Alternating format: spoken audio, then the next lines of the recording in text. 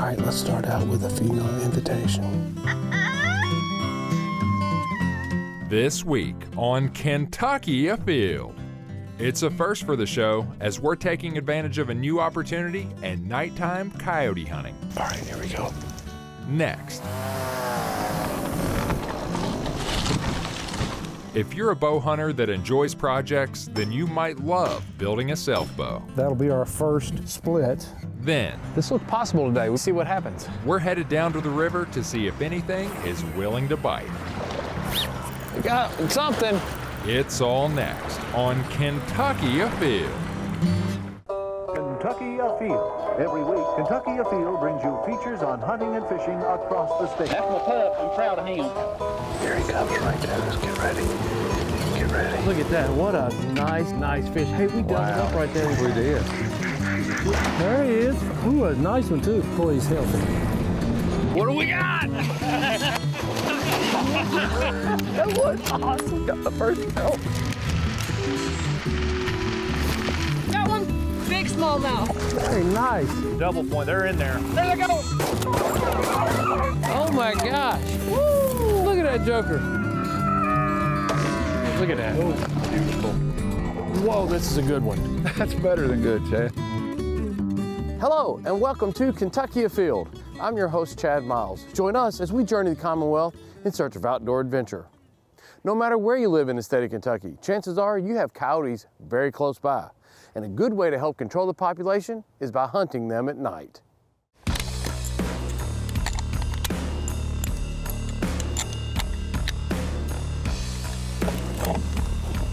Well, I am super excited to be out here tonight. I'm going to try my luck with a little bit of nighttime coyote hunting. There's so much dedicated gear to being out here, and this is the perfect time of year to do it. It's February, it's cold out, it's right before the breeding season for coyotes, and hopefully they're already out and about because coyotes are nighttime scavengers and hunters. Now, coyote hunting here in the state of Kentucky can be done day or night, year round, but if you're going to use any type of means to illuminate a field or to help make any wildlife visible in a field, like what I'm using tonight, which is an infrared scope or a thermal scope or any other type of light, it has to be done during a limited season. Hopefully I can get out here and get set up, use some coyote vocalizations, get a coyote interested, get them in range, and hopefully get a shot.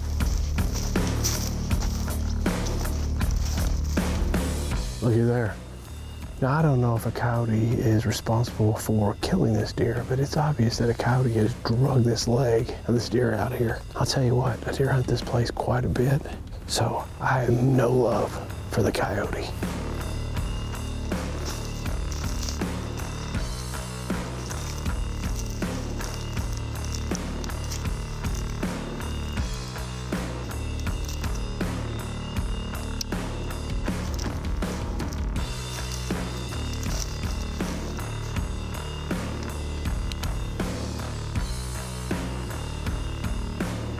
All right, let's start out with a female invitation.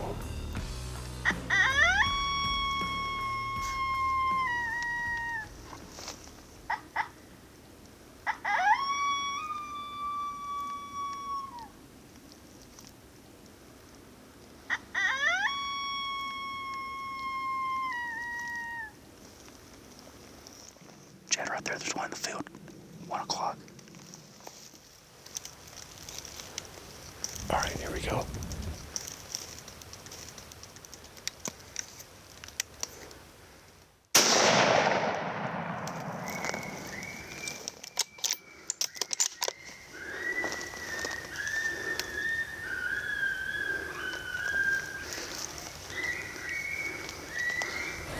I don't know, it came in to the right. I tried to get on it. I got down right where I thought it was at, and when I finally saw the coyote, a shot, I don't know what happened. It may have been a clean miss. Oh, man.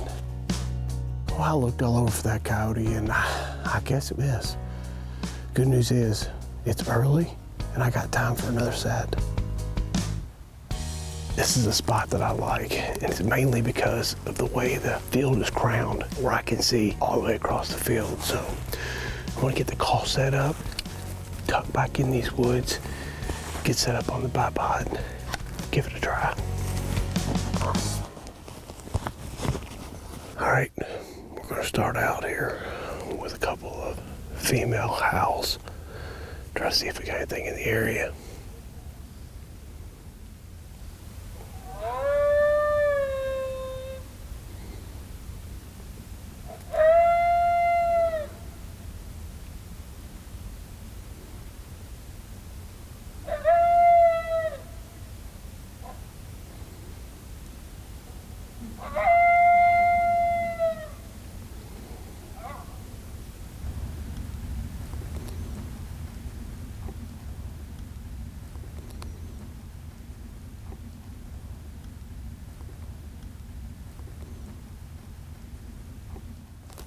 All right, now I'm gonna move to the yipping coyotes. Oh, that was a bark. That was a coyote bark, and it sounded like it's, there it is again, there it is again. I should be able to see this coyote.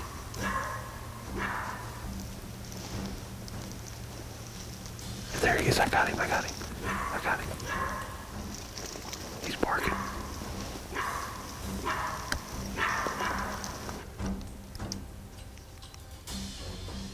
The coyote's moving to the left, but I think I'll still get a shot.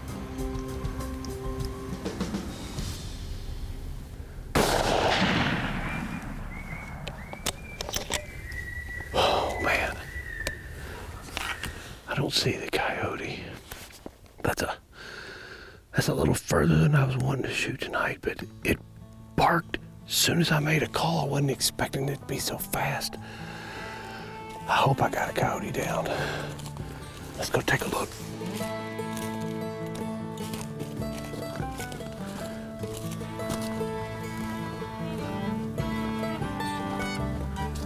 There he is, right there. Sure enough.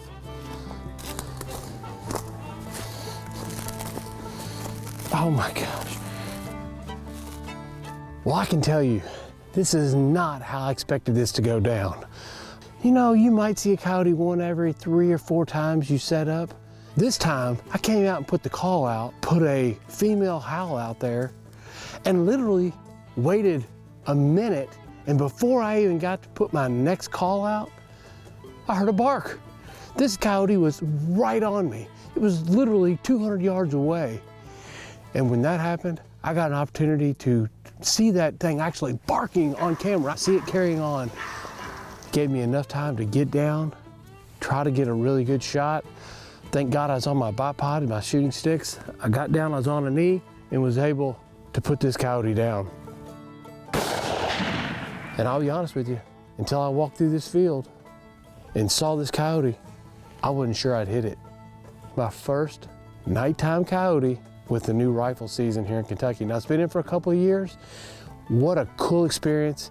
One more coyote off of this piece of property. Hopefully, this is good for my deer, my turkey, my rabbits, and everything else. I'm gonna get my gear in this coyote and get it picked up and get it out of the field. And I'm gonna be looking at my calendar and trying to look and see when I can get back out here and do this again.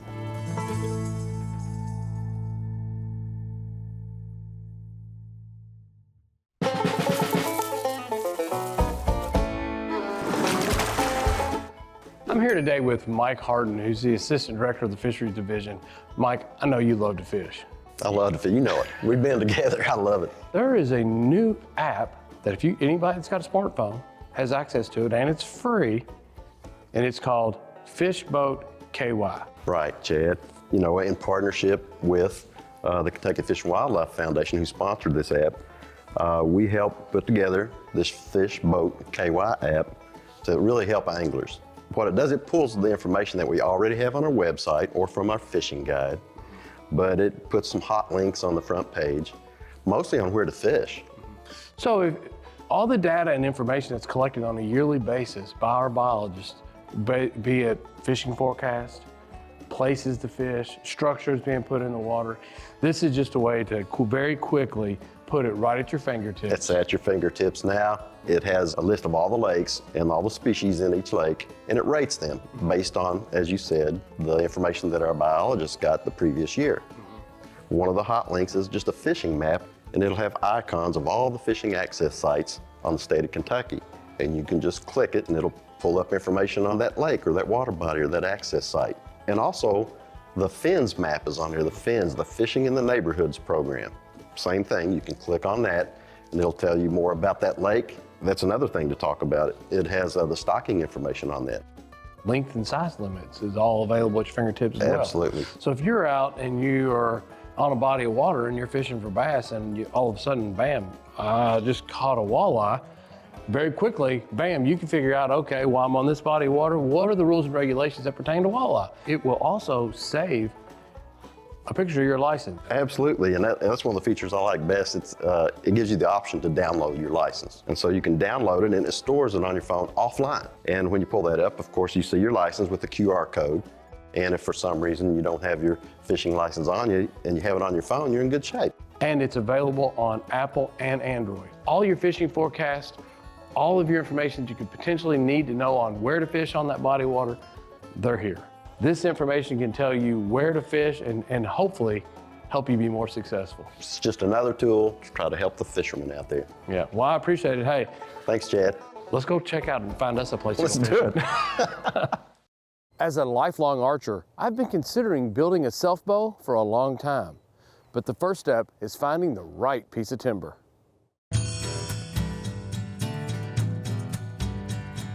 Well, we're out here on a beautiful February day in Woodford County. I'm here with Joe Lacefield. Joe, several years ago, you and I did a 3-part series on how to make a self bow. That's right. And we went through the whole entire process, but you know what? We kind of skipped an important step. What was that? Well, we didn't cut a tree and cut it into staves. I had a tree that was already down, and I did split that tree, but we didn't actually pick one and cut it. So that's the biggest part of doing it yourself. The type of wood that we used that day for your bow was a what? So the bow that I actually made for the show was a Kentucky coffee tree. Tell me some other species of trees that make for really good self bows. Eastern hop hornbeam makes a great self bow. Dogwood, both of those are white woods. Hackberry is very underrated for a bow because it grows straight. It's very common in central Kentucky, so it's a wood that's available to almost anyone. Could you tell me your favorite is a tree that you find all over the state of Kentucky pretty frequently? What is what? Osage orange, hedge apple. They were brought into Kentucky as a living fence row. Okay, so if you wanted to find the perfect Osage tree, what would you be looking for? You don't want to try to look for the perfect Osage to make a bow with out in a field. Because when you get a tree out in the field, it just has branches everywhere. You want a tree that's in the woods that's growing straight up, that has a pretty good crown, then you're going to have good growth rings because it's competing with the forest canopy for sunlight. So that tree should be pretty void of limbs along the main trunk. If it has a lot of limbs, you have knots you have to work around and all that, which makes a very complicated bow. Interestingly enough, we're standing right here on the edge of this forest because you have been watching an Osage tree that, as a self bow maker, you were like, one of these days. One of these days, that is a perfect tree to cut some staves out of. And we're gonna showcase what makes this tree really good. And then we're gonna go and actually cut some staves and get all the way up to the process to where we started our 3-part series several years ago. That's right. So Bill, I know you've been making bows for quite a few years, haven't you? Yes, I've been working on bows now for about 9 or 10 years. Did you have a background in woodworking, or what made you want to do this? I've always enjoyed building things. Even when I was a kid, I was always building one thing or another in my dad's shop, and I started out with muzzle loading. Okay. And started building some muzzle loaders. That got a little expensive with all the hardware, but I wanted something a little more challenging. I always liked to hunt. So I got into self bows. When you build a self bow, do you build all of them for hunt, or some of them look like pieces of art? I mean, they literally have got that much time, effort, and energy, and when you look at it, you're like, wow, this thing's too pretty to take hunting. Are they all built for the purpose of hunting? I do make them to hunt with, so you can beat them around. You can make them as fancy as you want and take more time to do that, but I do like making some that are pretty showy sometimes. If you really want to get fancy with some of them, I've put snake skins on the back side of them just for maybe some decoration, but also can be used as camouflage on the back of it. One that I've kind of developed and I've taught a couple of people how to do it is the featherback bow, taking turkey feathers across their breast and over their shoulders and pulling those feathers and actually laying those feathers on the back side of the bow. How many bows do you think you've made? Well, over 150 probably, somewhere around that many. Wow. I spend quite a bit of time, between, I don't know, 40 to maybe sometimes even 80 hours on a bow. What would you give to be able to sit down and watch a Native American go through the process of building a bow? Because I promise you, they had tricks that we don't know today. Oh, right, and they do it much differently. You got to realize they built bows strictly to survive. Yeah. I built bows for a hobby, and they built them to survive and probably had a lot more shortcuts. It wasn't near as technical as we make it, so it would be interesting.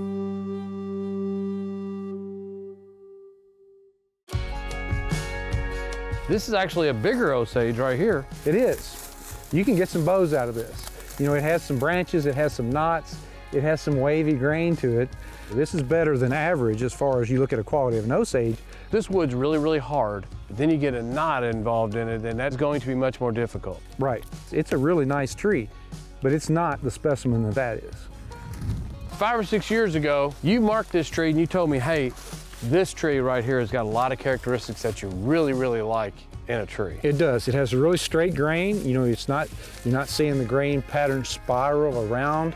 You know, that's called propeller twist when you have that. This tree doesn't have knots. There's a few places that there might have been a limb at one time, but for the most part, it is really, really nice. It's about 10 inches in diameter here at chest height. You know, I think you can get, with this one section, at least 4, if not 5 or 6 staves. And then you're gonna have a shorter section with what we call billets that you could put 2 pieces together and make a bow. Okay. So we got a couple things to do. We got to figure out where we're gonna drop this tree. What do you think? Well, we're gonna have to take it that way, but we're gonna have to remove a couple of these other trees to keep it from hanging up off the ground. Okay.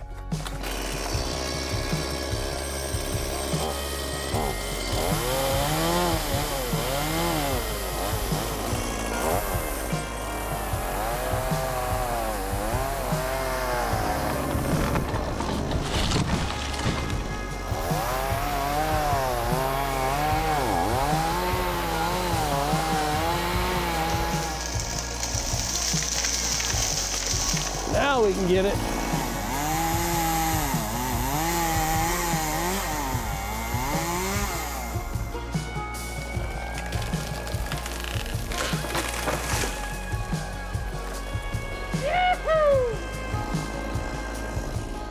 We need this how many inches? About 70, 80 inches, right? Right, at least 6 feet. When you make a finished bow, it pretty much needs to be generally, as long as you are tall. Okay. All right, so Joe, now this is the log you've really been looking for. Now that you've got it down, you can see the rings and everything else is going on inside. Tell me what you like or what you don't like. Well, it has really good ring ratios, meaning these thinner, bright yellow rings are thinner. You want the thicker wood to be your bow material mostly. You see you got a dark ring and then a light ring. Well, that light ring is a spongy material that when you're chasing the ring, you hit that and it's real spongy and corky and pops right off, and you know you've got a pristine ring by scraping all of that light ring off. The outside surface of your bow is really going to be this, what you're seeing, this darker yellow. The edge of the darker yellow. You know, we have some wind check here, these dark marks, so we're going to split based on those. That'll be our first split. And then I see another check here. So basically what I'm anticipating us getting here is, you know, you kind of cut this like a pie, and optimally, if my marker worked, you'd see 6 staves if it splits that way. How are you going to split this? So I'm going to take a wedge and get it started. Then we're going to leapfrog wedges all the way down to the end until we get it in half.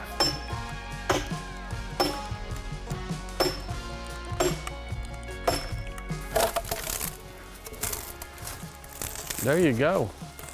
And then we're going to seal the ends so that they won't crack as water evaporates from the wood. They're going to be stored in a location where they're going to be humidity controlled, right? Right. How can you tell, hey, it's time? I mean, you can weigh it. When you check it each month and it's no longer losing weight, then it's at equilibrium with what the relative humidity is wherever you're storing the staves. Okay. We got 7 nice staves out of that tree. That's pretty impressive for an Osage and one log, right? It is, you know, and it wasn't that big of a tree. They were all really good straight staves. It didn't have any spiral to it.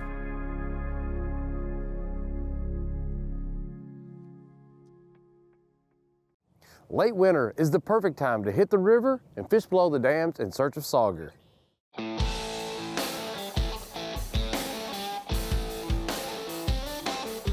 Well, I was sitting around the office today and had about 2 hours to kill. And hey, it's nice outside. Spring is here. The fish are starting to bite. And I thought, you know what? I'm gonna go run and check on the river. I love to stream and river fish, but in the springtime, what you turn into is a situation where the river or a stream might be perfect for 24 hours, 48-hour period, and then all of a sudden you get the spring rains and it pushes the water up, stains it up, and might be blown out for a week or two. There's nothing better than going and looking at the water, seeing the watercolor, checking out the flow and the height with your own eyes. So that's what I'm gonna do today. It's a real quick trip. Hopefully the river looks right, which is looking good so far. We can pull a couple Sauger in because there's nothing better on the plate than a Sauger.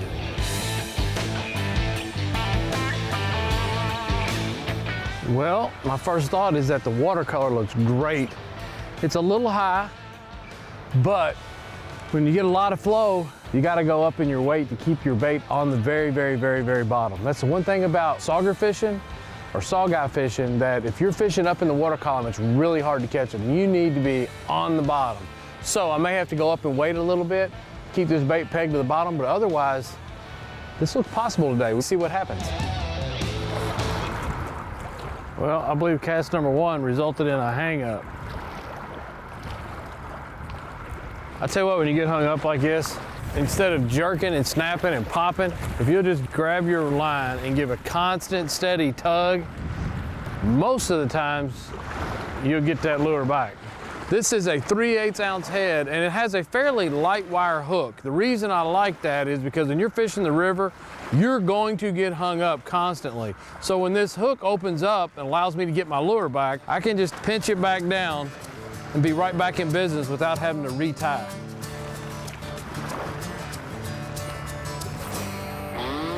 I tell you what, having rubber boots is something that I'd highly recommend. Being able to come out in the water and access the fish a lot easier when you can move out into the water. Oh, here we go.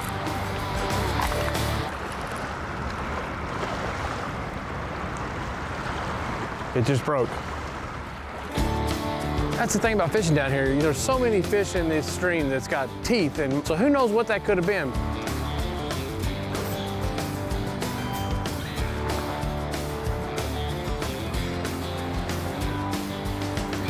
The heck is this?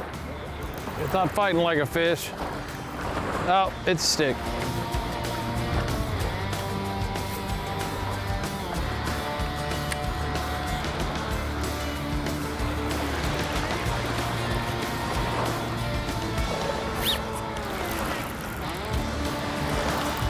We got something. I don't know what it is, but we got something.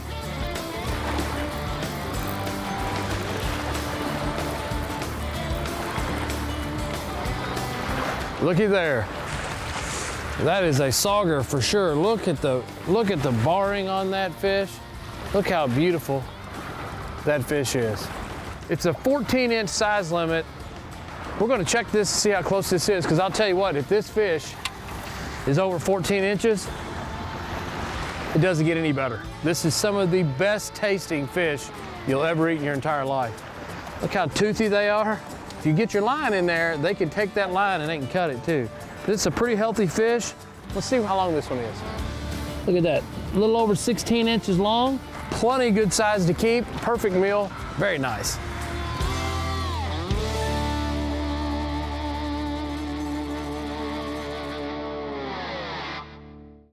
Now let's check in and see who else has been out having fun in this week's Ones That Didn't Get Away. Here we have Gage Hale's Tab with a whole handful of crappie that he caught at Lake Malone in Logan and Muhlenberg counties. Nice job. Check out this little fella. Here we have River Wilson with his first squirrel he took while using a 410 shotgun. Nice job. Here we have Bob Terrell and a nice smallmouth bass that was caught in the Green River while wade fishing with his trusty Zebco 33. Nice job. Here we have Eric Hudson with a nice pretty blonde coyote that was taken while night hunting with a thermal scope. Matt Thomas and his nephew Corbin went out to Lake Cumberland and caught these giant black crappie. Nice job.